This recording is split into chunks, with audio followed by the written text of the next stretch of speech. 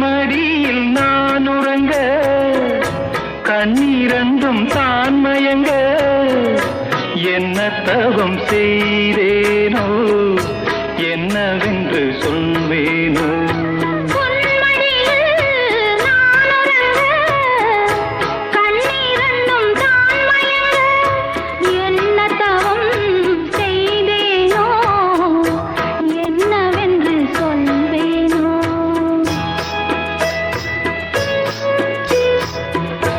ஏழ் பிறப்பும் இணைந்திருக்கும்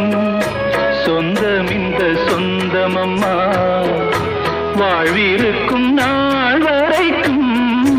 தஞ்சமுந்தன் நெஞ்சமம்மா